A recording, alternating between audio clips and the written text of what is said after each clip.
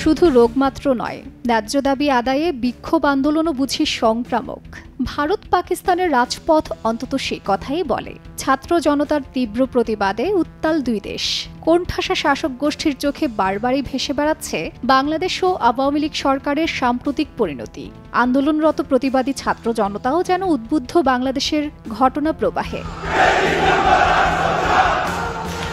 সরকার পতনের দাবিতে উত্তাল পাকিস্তান।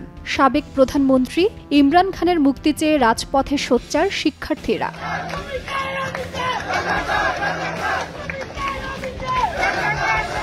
পাকিস্তানের সাম্প্রতিক কিছু ভিডিও ছবি ইতোমধ্যেই ছড়িয়ে পড়েছে সামাজিক যোগাযোগ মাধ্যমে। সেখানে বাংলাদেশের লাল সবুজ পতাকা হাতে বিক্ষোভ করতে দেখা যায় পাকিস্তানি শিক্ষার্থীদের। কোথাও মিছিল স্লোগান, কোথাও আবার প্রতিবাদের অস্ত্র হয়েছে বাংলা গান।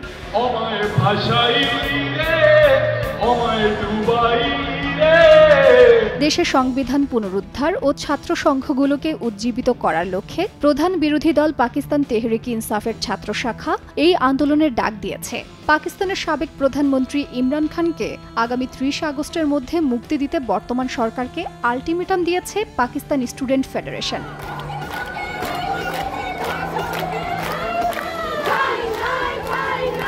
এদিকে ভারতের পশ্চিমবঙ্গে কলকাতা আরজি কর হাসপাতালে চিকিৎসক ধর্ষণ ও হত্যার প্রতিবাদে ভারত জুড়ে বিক্ষোভ ছড়িয়ে পড়েছে। বিশেষ করে কলকাতায় চলছে লাগাতার আন্দোলন। বলা হয়, ছাত্র জনতার আন্দোলনের পরিণতির ক্ষেত্রে বাংলাদেশের সাবেক প্রধানমন্ত্রী শেখ হাসিনা এখন নিত্য তুলনীয় হচ্ছেন ভারতে। পশ্চিমবঙ্গের সাম্প্রতিক সরকার বিরোধী আন্দোলনে বারবার আলোচিত হয়েছে বাংলাদেশ প্রসঙ্গ ও হাসিনা সরকারের পরিণতির কথা।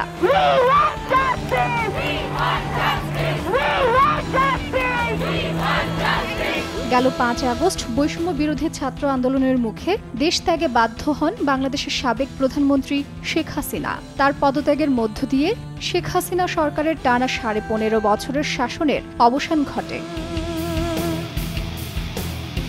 তাজরিন রিকা, সময় সংবাদ, ঢাকা।